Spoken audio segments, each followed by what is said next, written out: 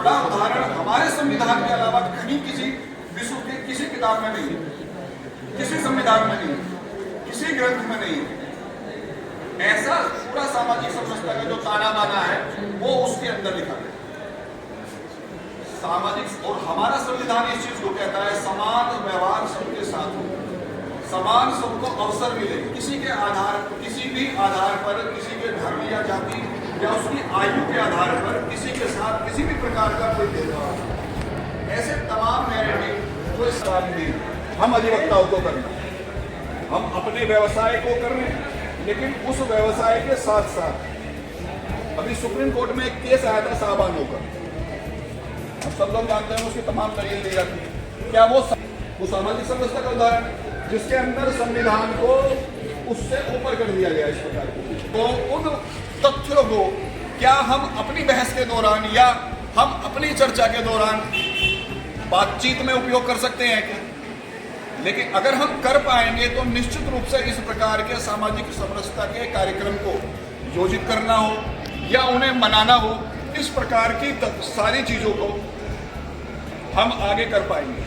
और अंत में मैं एक चीज कहूंगा, क्योंकि मुझे भी पता 4:30-5 बजे का समय घर की तरफ जाने वाला समय होता है, और इस वक्त अगर इतने अधिवक्ता यहाँ बैठे हुए हैं तो निश्चित रूप से आप लोग सब लोग बधाई के पात्र। 3 चीजें हैं जो मैंने अभी तक अपने अध्ययन से पकड़ पाया हूँ सामाजिक समरसता के लिए। पहला है संवाद। अगर हम सामाजिक समरसता का काम कर रहे हैं तो संवाद करना चाहिए। कई बार मन में बहुत सारी चीजें ऐसी होती है कि हमने क्या सोच लिया, या ऐसा होता है कि मैंने अपने मन में प्रश्न सोचा और मैंने अपने मन में प्रश्न सोचने के बाद उसका उत्तर भी खुद ही सोच लिया। अगर मैं ऐसा कर रहा हूं तो वो मेरे लिए तो नुकसान देगा ही देगा। अगर मैं अच्छा काम कर रहा हूं एक सोशल इंजीनियर के रूप में तो वो वहां भी डैमेज करेगा। तो पहली चीज है संवाद। सामाजिक समरसता का जो सबसे पहला नियम है संवाद, कि हमें संवाद कायम करना चाहिए, बातचीत करनी चाहिए। दूसरा है सहयोग।